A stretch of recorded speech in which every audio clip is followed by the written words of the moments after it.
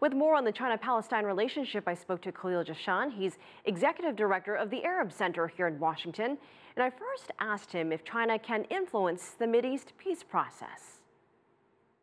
I'm not sure it would be welcomed by both sides. It definitely would be welcomed by the Palestinian side, and behind them, of course, the Arab side in general, in the sense that the general sentiment in the region is that the peace process is at a stalemate. It's not moving forward, and the U.S. has not been able, for all kinds of reasons, internal and external, to push it forward out of that stalemate. So they are basically talking to all their friends worldwide, including China, to see if they could help in nudging the process forward.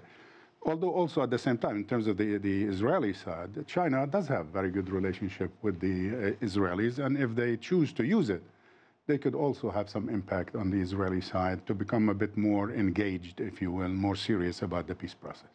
Now, President Xi is planning to convene a Palestine-Israel peace symposium later on this year. Could that be a good starting point? It probably would not be directly related to the negotiating process, but if we remember going back to the history of peacemaking, which is a very long history in the Middle East, unfortunately, there has been in the past conferences of this sort, like Oslo, for example, that ended up turning into a nucleus for a serious peace process. So we hope that that would be the case. So using the credibility and the weight of China to bring all three parties together with China to kind of nudge the process forward might be, I think, useful. President Xi is also calling for both Palestine and in Israel. He's calling both important partners in its Belt and Road Initiative.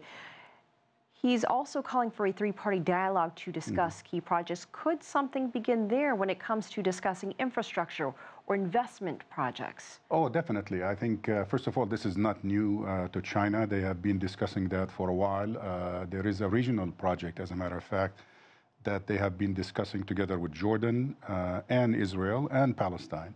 So that might be related to that, or kind of directly, actually, related to that. I think China could be of great help in moving forward. They have done different projects in Palestine, including transportation, including right now there are several other projects pertaining to industrialization and so on.